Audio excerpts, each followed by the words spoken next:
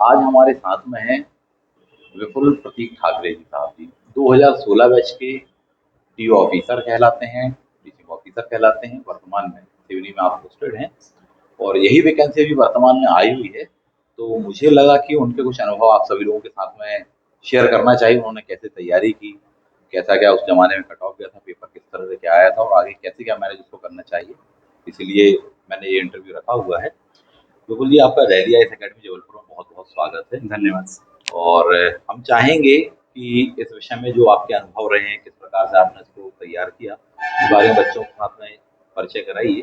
जी। खासकर ये एक बहुत ही अच्छा एग्जाम कहलाता है क्योंकि इसका पे स्केल भी काफ़ी अच्छा है, वनडे एग्जाम है।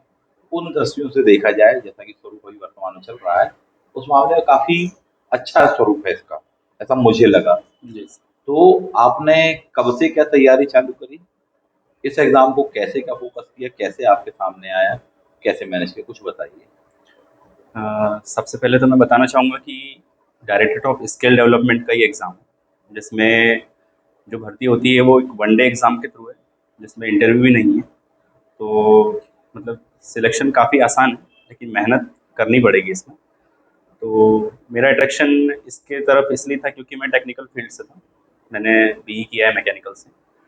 तो कहीं न कहीं दिल में एक इच्छा थी कि मुझे टेक्निकल फील्ड में जॉब करनी। डेफ़िनेटली।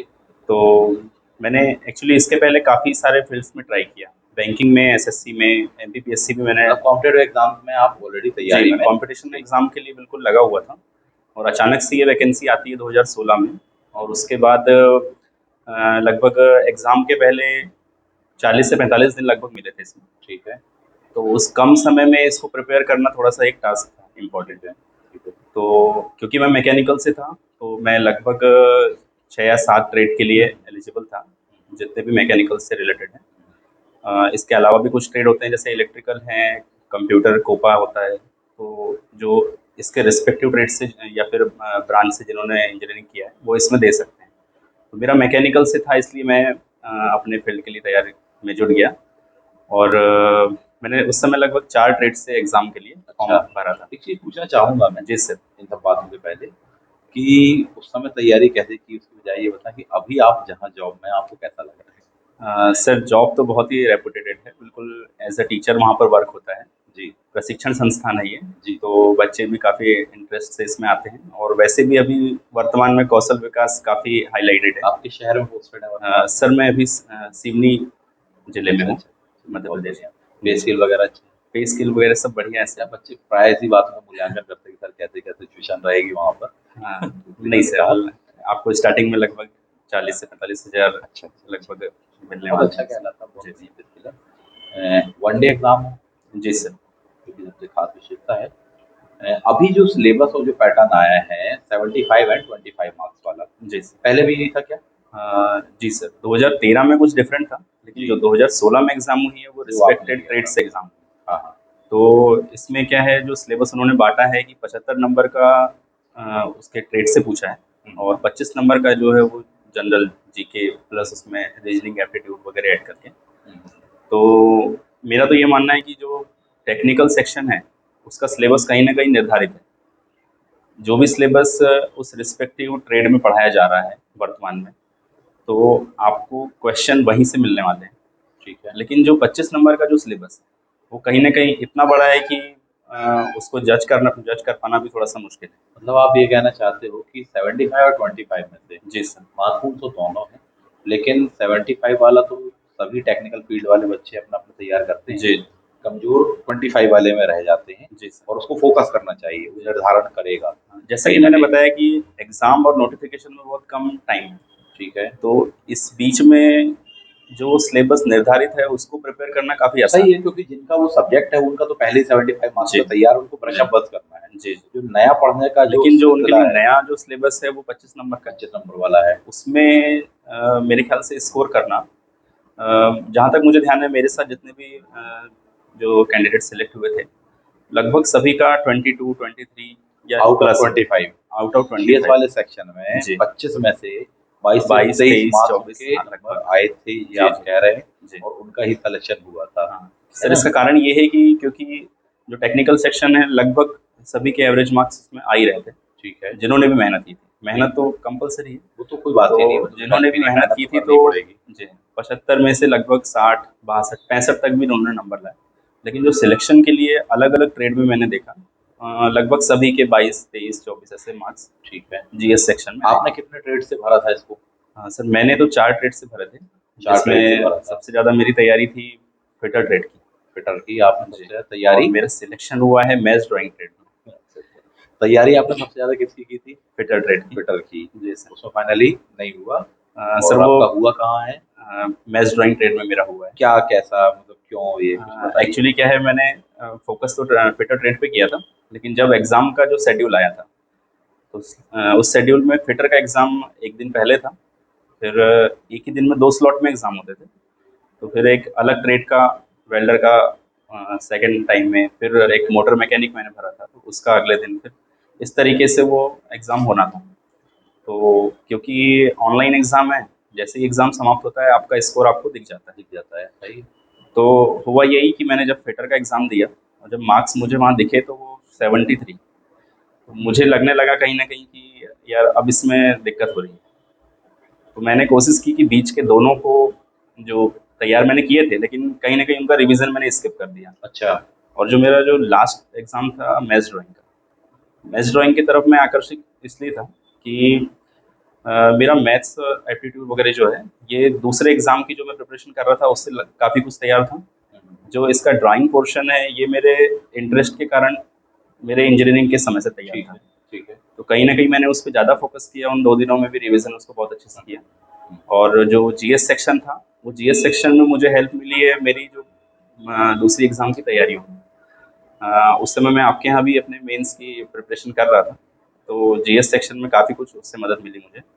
और साथ ही अ, दूसरे एग्ज़ाम के एप्टीट्यूड, रीज़निंग, ये सब तो काफ़ी मेरे ख्याल से मेरा 23 स्कोर हुआ था उसमें। अच्छा, बहुत बढ़िया। तो ओवरऑल 86 मार्क्स मेरे आए थे मैथ्स ड्राइंग में। नहीं, बहुत अच्छी चीज़ आपने बताई वैसे। पहली जी, बात तो मार्क्स जो आपने कहा कि 22-23 मार्क्स उतने चाहिए ही चाहिए, जबकि सिलेबस मेरे ख्याल से बहुत विशालकाय है जी, इसका। हालाँकि डिपेंड करता है व्यक्ति उसको कैसे देखता है, कैसे क्या मैनेज करता है। दूसरी बात आपने कहा कि आपने 4 उससे भरा था, पहला वाला दिया बट आपको लगा ज़रा भी, तो बीच के आपने दोनों स्किप किए और सीधे फ़ोकस एक पे कर दिया लास्ट वाले पे। जी सर। परंतु आपका जो सिलेक्शन हुआ है, जी, वो लास्ट वाले उस पर ही हुआ है। जी सर। मतलब एक बहुत ही प्रेरणास्पद बात है ये अपने आप में। पहला जो ट्रेड था जिसकी सबसे ज़्यादा तैयारी की आपने जी सर। कहा, उसमें उतना अच्छा नहीं रहा पेपर अपना जैसा जी, होना चाहिए, जैसा ऑनलाइन आपने स्कोर सोचा था। देखने पर। जी, और किन्हीं भी कारणों से हो सकता है वो। और जबकि फिर अपन उसके बाद में स्ट्रैटेजी तुरंत वहाँ पर चेंज करी है। जी, प्रेज़ेंट ऑफ माइंड देखिए और समय आप देखिए कि आप जिस तरीके से किया कि साहब बीच के जो 2 हैं उनको भी देने की बजाय नहीं दो, लास्ट वाले को फ़ोकस करो और उसपे आपने सिलेक्शन भी उठा लिया। जी सर। एक बहुत बड़ी बात थी। और टेक्निकल वे में तो आप लोगों ने तैयार किया हुआ था अपने उस स्टडी के दौरान में। जी सर। कहीं न कहीं जीएस की बहुत महत्वपूर्ण भूमिका है इसमें, इस बात को समझिए। और ऐसा ही मेरा सजेशन है, मैं इस बात से पूरी तरह से सहमत हूँ, सभी से मैं यही कहूँगा, जो भी इसको तैयारी कर रहे हैं। क्योंकि टेक्निकल फ़ील्ड वाले हैं, वो उस दौरान उन्होंने पढ़ा हुआ है, ज़्यादा समय अगर नहीं हुआ है, उन बातों से परिचित हैं बहुत अच्छे से, वो तैयार है, उसका केवल रिवीज़न करना है। जबकि सामान्य ज्ञान कई विद्यार्थियों के लिए ये हो सकता है कि जिनको बिल्कुल ज़ीरो से पढ़ना है। कई विद्यार्थी ऐसे हैं कि फॉर एग्ज़ाम्पल जैसे विपुल जी का है कि पहले से तैयारी में थे, हमारे यहाँ कोचिंग में भी थे और भी एग्ज़ाम दिए, एसएससी वगैरह एग्ज़ाम दिए, तो कहीं न कहीं उससे टच में रहे। उसका जी सर। एडवांटेज कहीं न कहीं मिला उस बात से उनको। तो ये चीज़ समझिए आप और सभी को उस बात को फ़ोकस करना चाहिए। 25 में से अपन को वहाँ पर भी अच्छा स्कोर करना है, 22, 23 इतना स्कोर करना है, 90% अपन को वहाँ स्कोर करना है। जबकि वहीं अपने जो 75 मार्क्स है, उसमें से अपन को 65, 60, 65 के बीच में अपन कर रहे हैं। यानी कि लगभग 70, 75%, 80% स्कोर कर लेने पर आप अपना सिलेक्शन सिक्योर कर सकते हो। तो यानी कि वहाँ जा रहा है कट ऑफ कितना, 75 टू 80%। यहाँ पर आ रहा है आपका जीएस में 90% और उसके ऊपर जा रहा है। और एक-एक नंबर बहुत ही महत्वपूर्ण होने वाला है। तो कहीं न कहीं एक ये जीएस वाला जो सेक्शन है, वो महत्वपूर्ण हो जाता है, भले ही आपका टेक्निकल कितना ही तैयार क्यों ना हो। क्योंकि कितना ही तैयार होगा तो 75 में से बाकी बच्चे ला रहे हैं 65, आप 2 क्वेश्चन 3 क्वेश्चन एक्स्ट्रा बना रहे हैं, तो आप 68 लेकर आ रहे हैं। लेकिन वहीं जीएस में अगर अपना बिल्कुल ही कमज़ोर है या ध्यान नहीं दिया है, तो 25 में से अपन को 15 मिले। वहीं जिसका तैयार है वो 23 ले आएगा, 22 ले आएगा, तो 7-8 नंबर तो वैसे ही प्लस जा रहा ना। इन यस बातों को कहीं न कहीं थोड़ा-सा फ़ोकस करना चाहिए। आपने टाइम कैसे क्या मैनेज किया इस चीज़ को लेकर के? सर टाइम क्योंकि काफ़ी कम था, 40 से 45 दिन बस मिले थे नोटिफिकेशन के बाद। इतना कम समय तो इतने कम समय में सर यही था कि जो जीएस का पोर्शन क्योंकि बहुत बड़ा था, सही है, तो बहुत उसको विशाल भी का है। हर दिन। जी जी। लिखा उसमें विज्ञान एवं गणित अपने आप में विशाल ज्ञान है, सब समाये। सामान्य ज्ञान मतलब क्या नहीं पूछ लेंगे। तार्किक ज्ञान यानी कहीं से भी हो सकता है, कंप्यूटर भी लिखा करंट हुआ अफेयर के भी क्वेश्चन उसमें थे। करंट अफेयर्स का भी बताइए। तो कहीं ना कहीं उसको रेगुलर बेस पे दोनों सब्जेक्ट को साथ में लेके चलना बहुत जरूरी है। तो तैयारी का यही था मेरा कि या तो मॉर्निंग टाइम में टेक्निकल पढ़ना है, इवनिंग टाइम में मुझे जीएस करना है। अच्छा, अच्छा। तो ये दोनों को क्योंकि बराबर साथ में शिफ्टें लेके आपने चलना ही मान के पड़ेगा। रखी। जी सर। सही है, सही है, सही चीज़ है। कुछ इस तैयारी के लिए आपने कोई प्रीवियस ईयर क्वेश्चन, कोई बुक्स वगैरह कुछ प्रेफ़र करेंगे क्योंकि या सर कुछ प्रीवियस तैयार ईयर जो क्वेश्चन पेपर थे वो अवेलेबल नहीं थे, क्योंकि जो लास्ट टाइम हमारे से पहले इस बार भी सेम यही समस्या है? 2013 में एग्ज़ाम हुआ था, हुँ, तो उस समय कॉमन एग्ज़ाम हुआ था, बाद सही में है, ट्रेड डिस्ट्रीब्यूट किए सही गए है। थे। और जब 2016 में एग्ज़ाम हुआ तो उसमें जो सिलेबस दिया था उसमें टेक्निकल अलग-अलग ट्रेड का अलग-अलग ऐड करके रखा हुँ, था। तो इससे हुआ ये कि जो तैयारी है हुँ, उसमें एक्चुअली जो सिलेबस है वो वही सिलेबस है जो आईटीआई में बच्चों को पढ़ाया जा रहा बहुत बढ़िया। है। जी। तो उन्हीं की बुक से आपको स्टडी करनी है टेक्निकल की। और जो बचे 25 नंबर हैं उसके लिए तो फिर मार्केट में वैसे भी बहुत सारी बुक्स अवेलेबल हैं। कोई बुक्स लेकिन ऐसी बच्चों को सजेस्ट करना चाहें, क्योंकि बहुत दिक्कत जा रही है अभी भी। सर कहाँ से पढ़ें, कौन सी चीज़ को पढ़ें, किसको नहीं पढ़ें? कुछ सजेस्ट यदि आप करना चाहें जिससे हेल्प मिली हो आपको? मैं तो ये मानूंगा कि आप करंट अफेयर पे तो बिल्कुल जुड़े रहें। और बुक्स के लिए जो भी बेसिक जनरल साइंस के लिए या सामान्य ज्ञान के लिए जो बुक्स आती हैं, जैसे लूसेंट ही ले लेते हैं, हुँ, तो आप वहाँ से शुरू करें सही है, बेसिक। क्योंकि अगर बेसिक नहीं रहेगा तो एकदम आप सही है, बड़े सही क्वेश्चन है, तो हिट सही कर है। ही नहीं पाएंगे। तो तो ट्रेड बेसिक से वगैरह ही के आपको लिए? पढ़ना पड़ेगा। ट्रेड के लिए मेरा सजेशन ये है कि जो भी पब्लिकेशन जो जैसे पढ़ाए जा रहे हैं, अरिहंत हो गया, नीलकांत पब्लिकेशन हो गया, रॉयल पब्लिकेशन हो गया, इनकी बुक आईटीएस में बच्चों को टेन की? प्रेफर की जाती है। हाँ, नीलकांत एन के पब्लिकेशन।